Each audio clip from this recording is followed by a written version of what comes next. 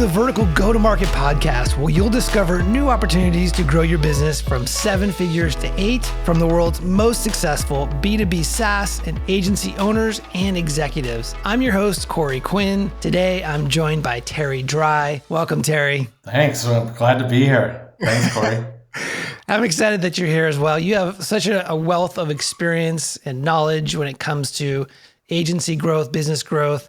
I can't wait to have our conversation. I know our listeners are in for a treat today. Would you just introduce yourself for the listeners, for those of us who may not be familiar with your background? Sure. Yeah, I'm Terry Dry. I guess I would always say I'm like a serial entrepreneur and kind of a consumer engagement specialist. I started my career in the music business. I then turned on to having my own agency. We were one of the first in social media marketing. Then from there, led a digital agency. Then from there, ran a SaaS business.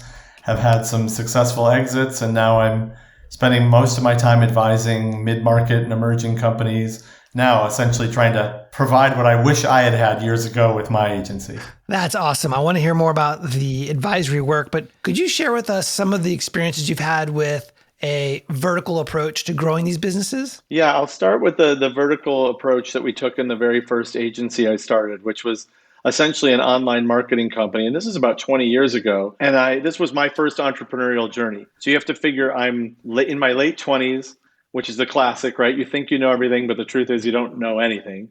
But you think you know stuff. I quit my cushy record business job, which was going great.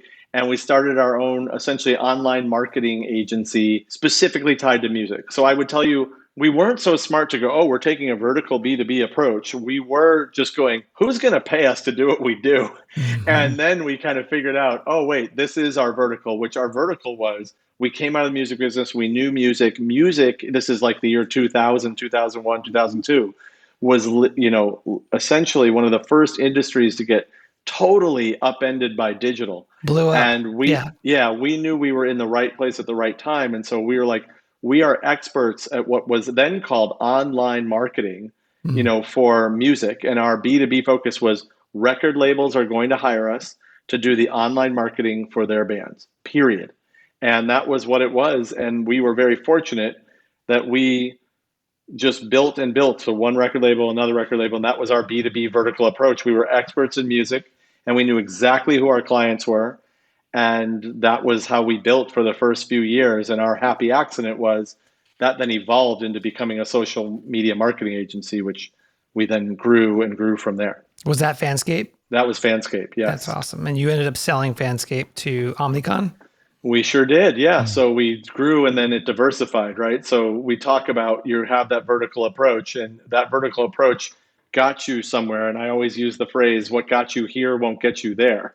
So we kind of grew and grew to the point where then the record labels woke up and they're like, wow, what they're doing is pretty valuable. Now fast forward 2005, 2006, MySpace, we actually helped launch MySpace. That's how old and dated I am, Corey. But we, all these things happen. And then if you're us, you're like, we better diversify. So then we looked at the vertical of entertainment. So we're like, not just music, let's do entertainment. And that's how we took our next sort of B2B vertical approach. And then it grew from there into corporate. And we kept pivoting and evolving and looking at what the verticals could be. And that's what helped us grow and eventually have an exit to Omnicom as where they really needed a social media agency, and we fit the bill. That's awesome. It was good. My wife liked that. Yeah. She was happy. Yeah. Wow. My dad was too. He thought it was cool. Yeah. Let's go back to the early days when you were launching this agency. You were in the music industry and you co-founded this business. Was it yourself and a business partner? Yeah. Okay. Yes. So the two of you, was your business partner also in the music industry? Yeah. We worked together. We met at A&M Records that was like both of our first job right out of college, and we kind of grew from there. What was the things that led up to you deciding to leave that career behind, that great job, and step into digital marketing? It's sort of the entrepreneurial story, right? It's a weird thing. What happened was I worked at a great famous record company called A&M Records, and we had been sold to Universal Music Group, and it was the late 90s, and all of a sudden we hadn't had big hits in the last year or two. And the next thing you knew, they were folding A&M Records and Geffen Records into Interscope Records. And what happened was, I think there were roughly 200 people that worked at A&M Records, and that became 20. And so there were massive layoffs. And what happened with me was I was one of the 20 people. And I had this massive survivor's guilt of the fact that all my friends, all of my mentors, everybody had gotten laid off. And I was now going to the new mothership, which was Interscope Geffen A&M. I was starting a whole department. Everything was like going well for me in my career. But it really bothered me that some big corporate entity was in charge of my fate, and that somebody could just go, hey, you no longer have a job here. And that's when I kind of learned, oh, I guess I'm sort of an entrepreneur at heart, and I want to be in control of my own destiny. And that really shaped me. Meanwhile, Interscope, it was a great experience. It was awesome. They were great to me.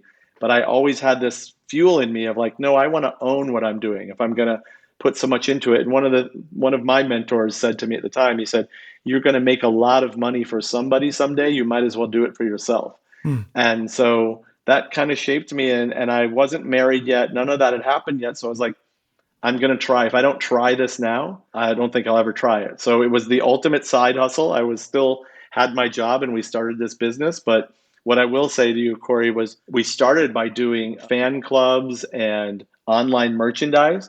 So it was 1999 and we were driving a lot of business, a lot of revenue through a .com in the music space. So if you remember back to 1999, that would be a very sexy thing. So all of a sudden we had venture capitalists and people interested in our company that I was doing as my side hustle that was literally just out of my business partner's garage. Like we weren't some like brilliant people, or we weren't growing, but it was enough, to get people. So I think that helped me because in my mind I'm like, oh, I might be part of, a .com millionaire, kind of billionaire, whatever. So that helped me go, what the hell, I'll try. And that's what he did. Then, of course, right after I quit, everything crashed. Yeah, the and bubble I had burst. to learn the hard way. I was right there with you. Did you end up taking venture capital at that time? Never did. In fact, there was an offer to buy our company. That was also what helped me quit. Because it was like, oh, worst case, we'll just sell to these guys. They were already offering a salary more than I was making, but we totally didn't get it. And the funny story was they wanted to merge us into a company that they had already bought or were funding. And I'll never forget, we're like, so what is the strategy for the company? And they did this whole thing and they're like, yeah, it's going to grow. It's going to grow. And then we'll go public. And he just knocked on wood, like literally, we'll go public, knock on wood. And I was like, oh my God, I'm going to stake my career on that. And so we did wind up doing it. And that was a good decision, but it forced us to learn how to do it. What led to digital marketing as an agency? Like why did that make sense? As you were stepping into this entrepreneurial world, you were doing e-commerce and then it evolved into digital marketing. So what was that like? Yeah, it's funny, Corey. I wish I could tell you at that stage in my career that it was because I had this great education or I was an MBA and I was so smart. Nothing to do with that. It was purely, oh shit, how are we going to make payroll? And we were doing merchandise and I think we were sort of ignorant. We were seeing a lot of revenue come in, but we weren't making profit. And once we got kicked out of my business partner's house and had to get an office and do some other things, then all of a sudden you're like, oh, wait, this costs money. And we weren't taking salaries. We were doing all that stuff. So then you sit there going, well, there's really not much we're doing here as far as merchandise. But what we were really good marketers. We were great at what was called artist development. We were good at word of mouth marketing. And that was sort of our background in the music business. And we were building a ton of data. So we realized, oh, the money is not in the merch. And quite frankly, that's not our expertise. Our expertise is in the marketing, in connecting fans and the artists they loved. Back to what I was saying at the opening, consumer engagement, really, and fan engagement and activation. So we pivoted. But that pivot wasn't, it was out of necessity of like, oh my God, like we're going to go broke if we keep doing it this way. And the value we were underselling over here. So then that pivoted.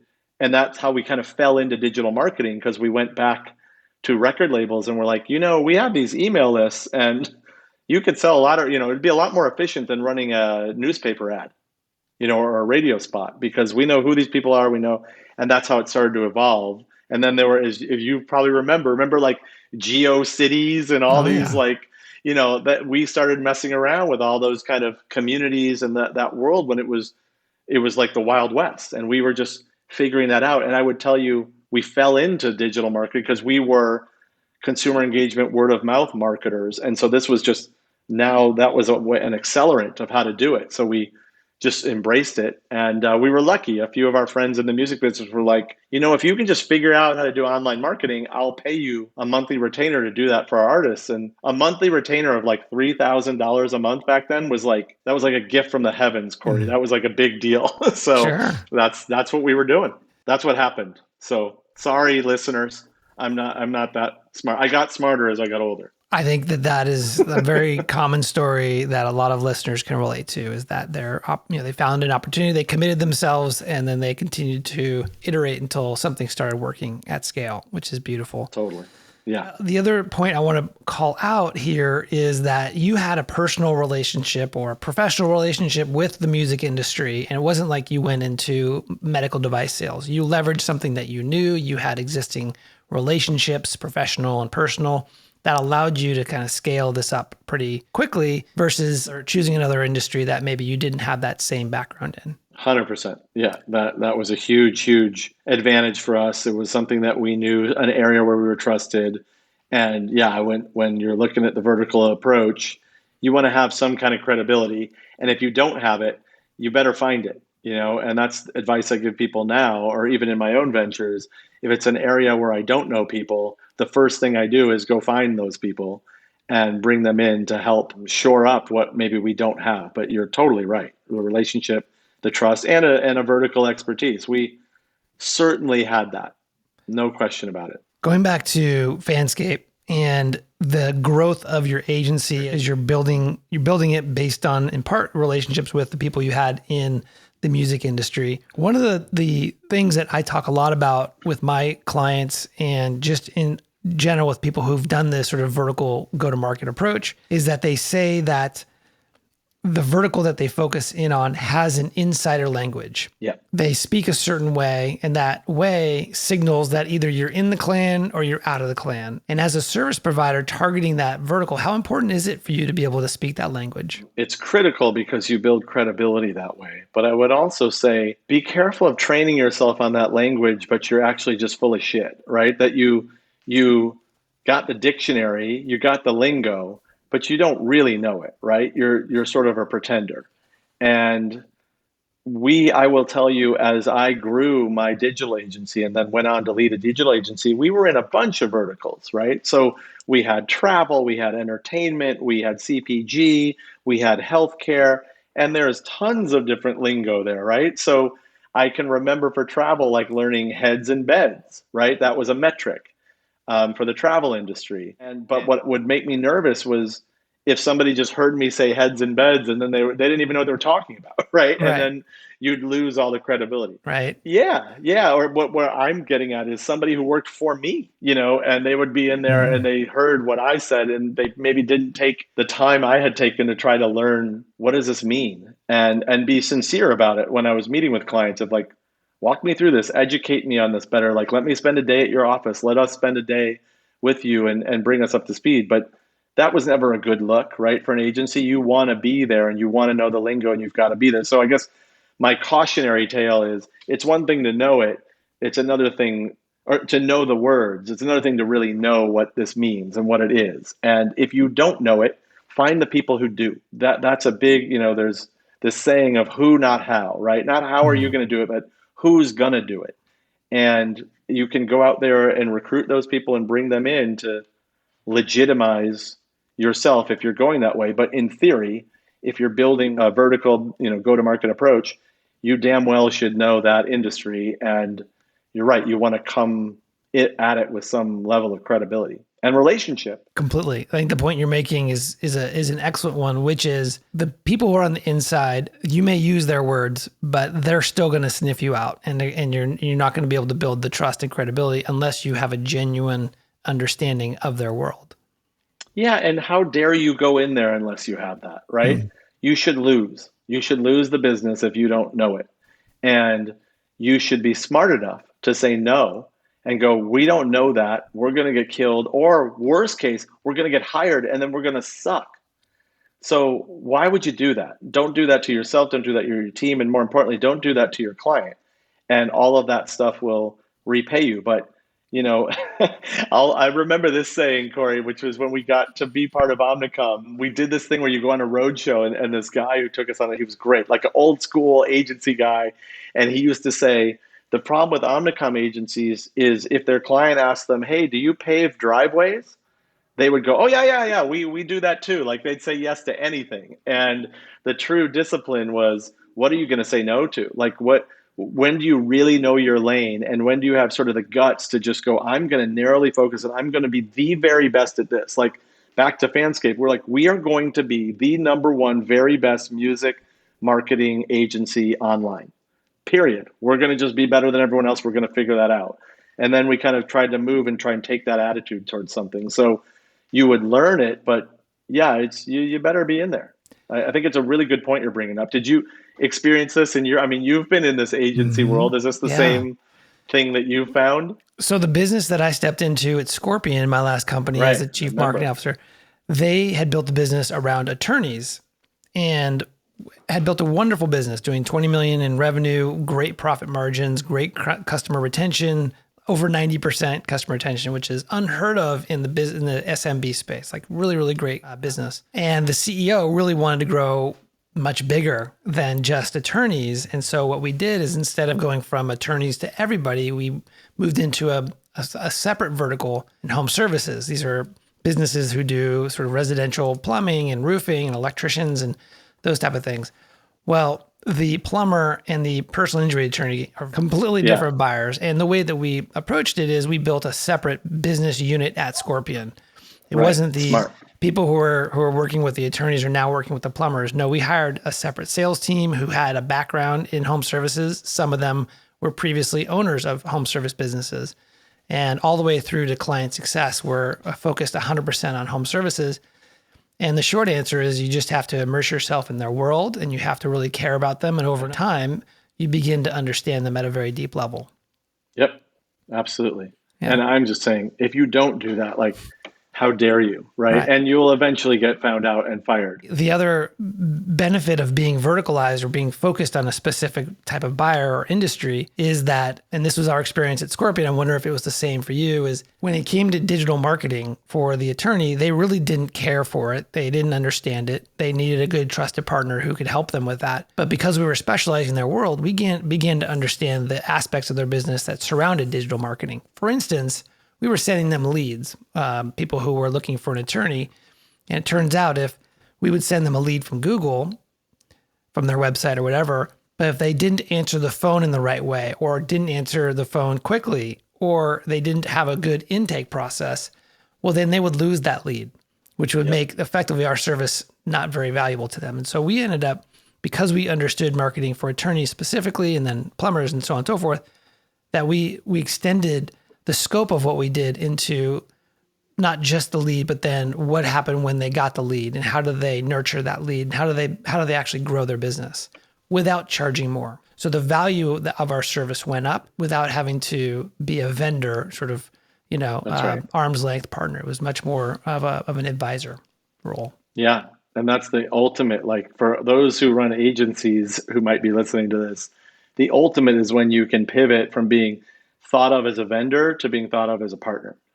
And that is the ultimate, at least I found, transition to be, a real business solutions partner rather than just some agency vendor. It changes the dynamic of the relationship. It should change the way your team treats the business and the client. But more importantly, it becomes a collaboration versus just some kind of execution. So important. When you were building the business, was the business mostly built on inbound leads or did you go outbound to other companies, other record labels, or how did you guys grow the business?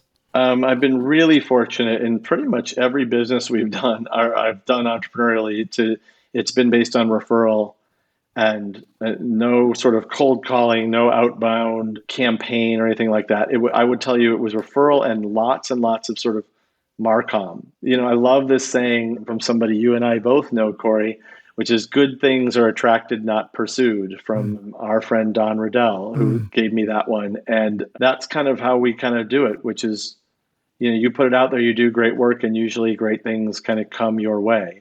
And I always felt that if we just did great work, then good things would happen. So that was how we'd build it. Now, did we make sure we were networking well? Did we make sure we were meeting so and so? Yeah. But what you'll find, at least certainly we found there, and I find in every business, is people move around every 18 months, so it usually opens new doors at new places. And certainly the music business at the time was relatively like its own fraternity. So when people left one record label, they'd go to another record label, and that was always really helpful. Or we worked with a band or a manager who had artists at other labels, and they would tell the label to hire us. And so it always went that way. It was all referral based. Do you think that you would have had the same level of referrals or word of mouth if you were focused on many verticals versus just one? No, it became harder when you're launching. It's like you got to do that. And you also want to build that muscle memory and build that confidence and swagger a little bit for your own company. It may sound crazy, but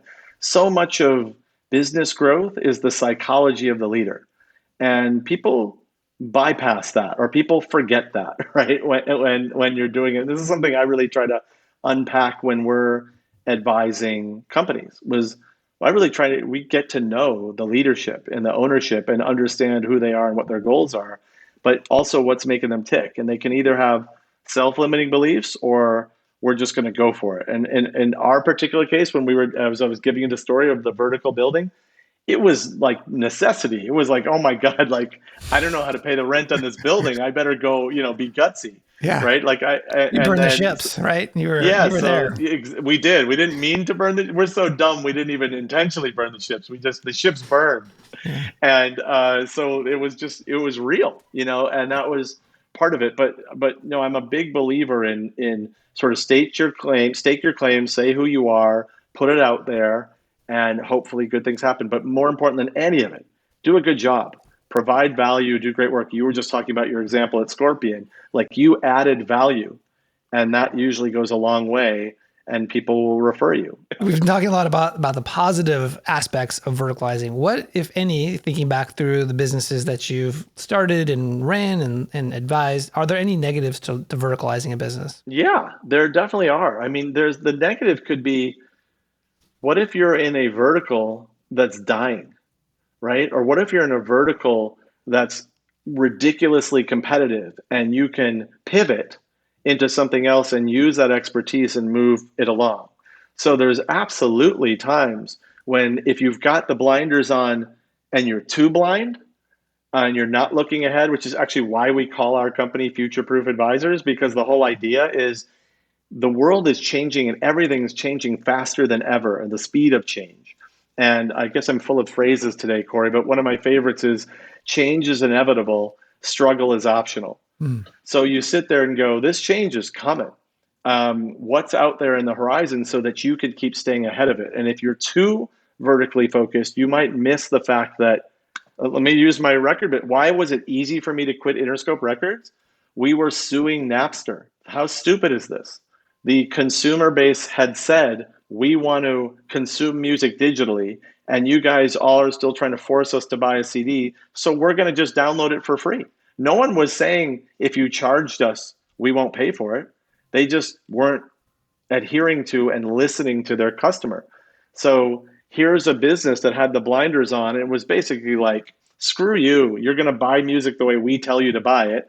And you just mentioned him earlier. It took Steve Jobs, somebody from totally outside of it, to come in there and monetize the business. The first one to really monetize digital. And that was just dumb. Reminds me of Netflix versus Blockbuster.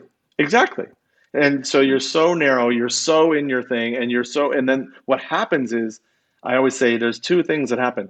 Delusion meets denial. And these are really scary things, right? You start to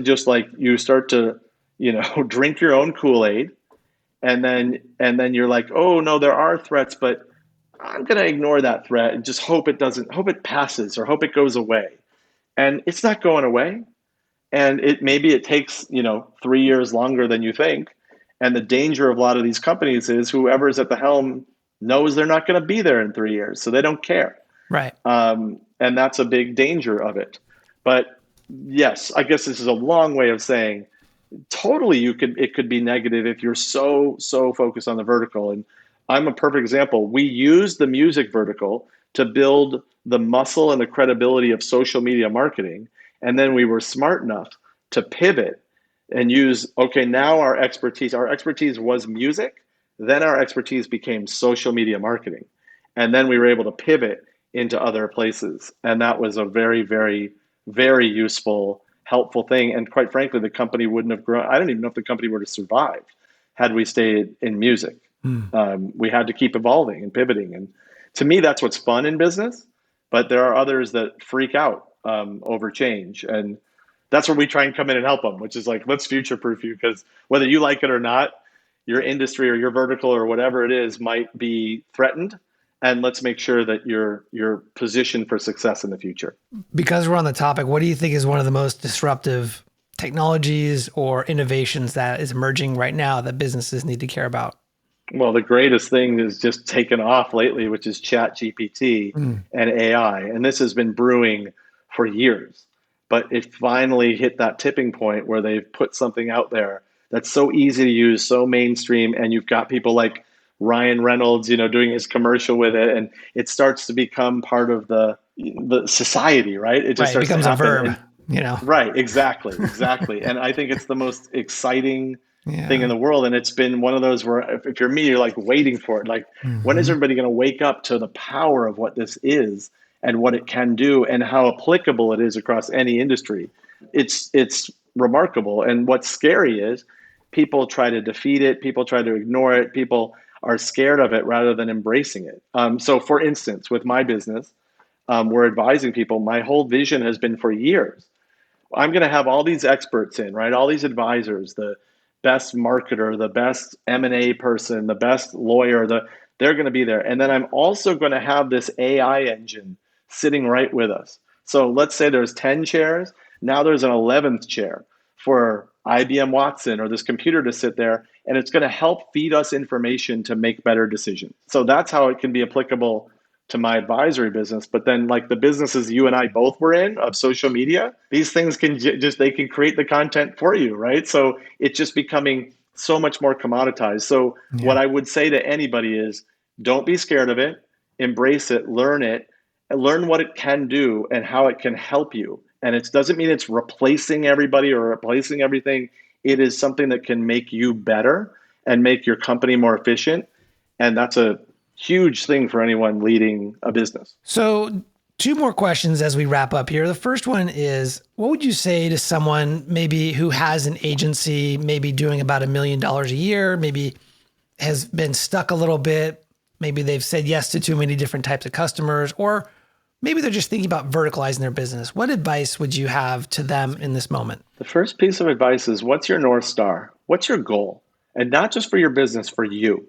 Start with you. If you're the one leading the business, what do you care about? And it's fascinating, Corey, because a lot of people think, oh, they just want money. That's not necessarily the case. And typically people who go on the entrepreneurial journey, they're like, I'm going to set up a business to support the lifestyle I want.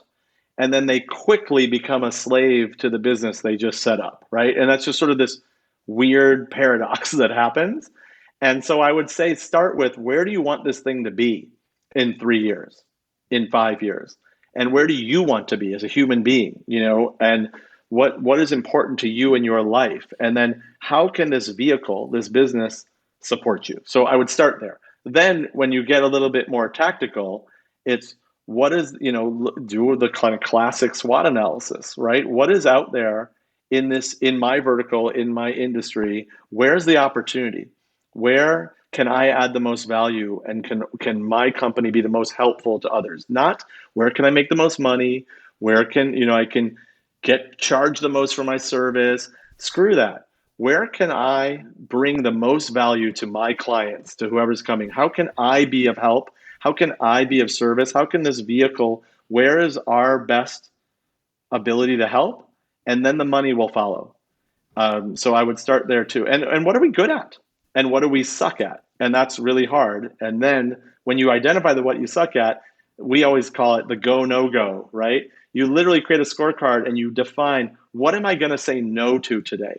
Because what does saying no make possible for what's right in my business?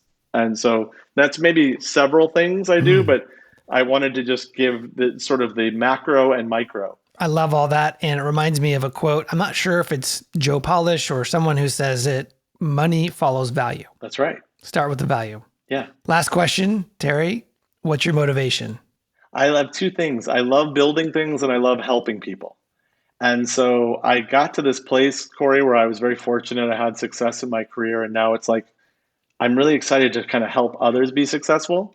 And I also want to use technology to like help people live better lives, and so that's where I've been. So my motivation is I said I help people and I build things like with future-proof advisors, and what I'm doing, I'm building something that helps people, and that's what's really fun for me. I've got this advisory business that helps other companies have shortcuts, overcome things, get the outcomes they want. And it's essentially, I've created this thing that I wish I had 15 years ago when I had my agency Fanscape and what we were trying to do, because I would have gotten further faster. And more importantly, my quality of life would have been so much better. There would have been less stress because I would have surrounded myself.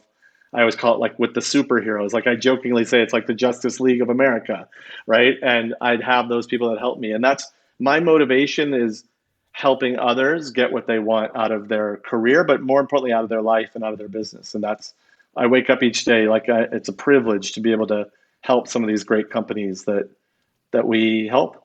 It's fun.